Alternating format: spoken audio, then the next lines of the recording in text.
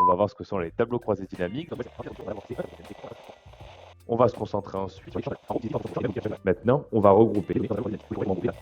On améliorera aussi la lecture grâce à ce qu'on appelle les segments et les timelines ou les chronologies. Ça va vous permettre de filtrer et de rendre l'affichage beaucoup plus interactif. Alors, nous vous revoilà sur notre fichier avec nos tableaux croisés dynamiques. En face de nous, le tableau de base qui s'appelle toujours Data Vente. Ici, je vais insérer un nouveau tableau croisé dynamique pour vous montrer comment on va pouvoir créer des tableaux et les rendre interactifs en fonction de ce qu'on a envie de montrer. Naturellement, les tableaux croisés dynamiques vont vous montrer absolument tout, toutes les datas que vous avez.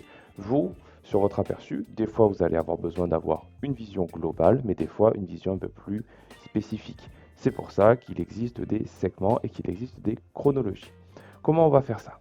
Alors naturellement, on va commencer par créer un tableau croisé dynamique, n'importe lequel, on s'en fiche un petit peu. Donc on va mettre comme ça, c'est très bien, nos voitures ainsi que nos montants, on va appeler ça, je ne sais pas, chiffre d'affaires par exemple. Et on pourrait aussi se demander les vendeurs en colonne pour essayer d'avoir un tableau un peu plus complet, un peu plus détaillé. Voilà. Donc du coup, à partir de ça, je vais peut-être en créer un deuxième qui s'appelle bien date à vendre. Et dedans, je vais peut-être mettre les dates. On a vu qu'on pouvait grouper. Donc cette fois-ci, je veux que les mois. Voilà. Et dedans, je vais mettre mes montants. Hop, que je mettrai également en monétaire. Voilà, nous en avons deux. Alors par réflexe, ce que je vous conseille, c'est mettre les tableaux croisés dynamiques toujours les uns à côté des autres. D'accord?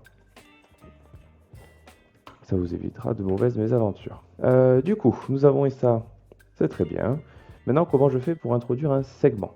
Alors, je clique dans n'importe lequel de mes tableaux croisés dynamiques et je clique sur insérer un segment, ici au milieu. Du coup, je vais prendre un segment par exemple sur le type et sur le carburant. Donc je vais me retrouver avec deux petites fenêtres qui apparaissent. Ça, ce sont des segments.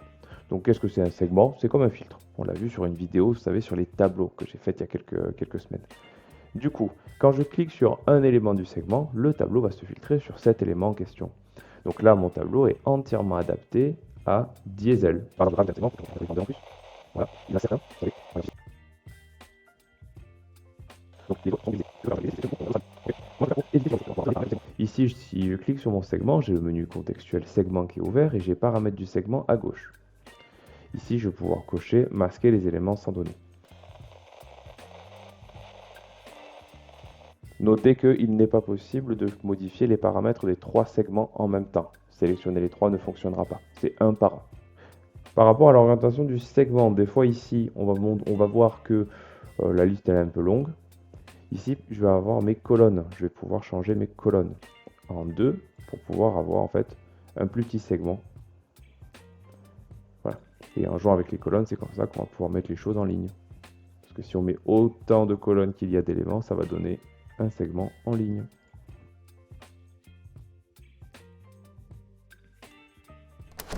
Ok, maintenant le petit souci que j'ai, c'est que les segments que j'ai en ce moment, ils ne travaillent que sur le tableau qui est à gauche. Or, moi, dans ma démarche, le but, ça va être de créer une sorte de tableau de bord sur Excel qui va me permettre de faire une visualisation sur plein de différentes données, plein de différentes variables.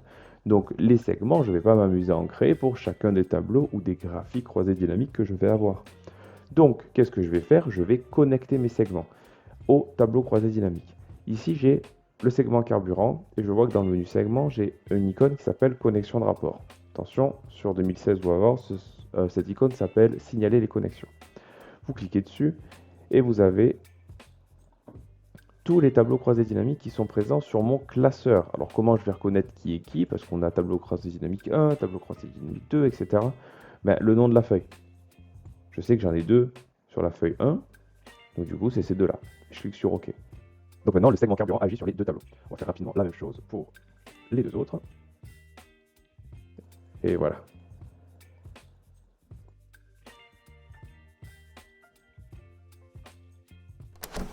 Donc voilà pour les segments. Maintenant on va voir ce que sont les chronologies.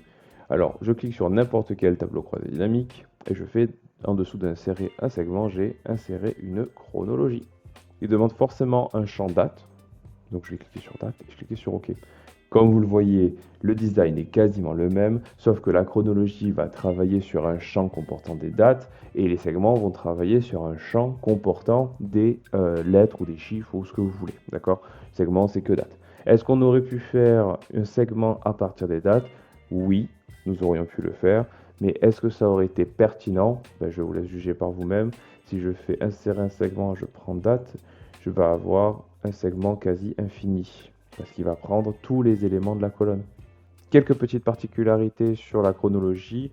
Alors, dans l'option chronologie, on va pouvoir les connecter de la même manière, hein.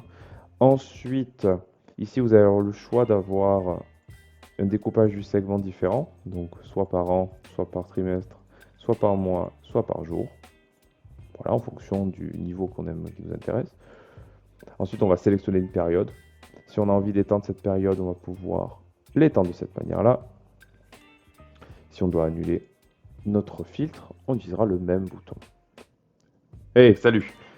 Du coup, deux petits points rapidement. La vidéo n'était pas très très longue, mais au moins ça permet de la séquencer en plusieurs petites vidéos.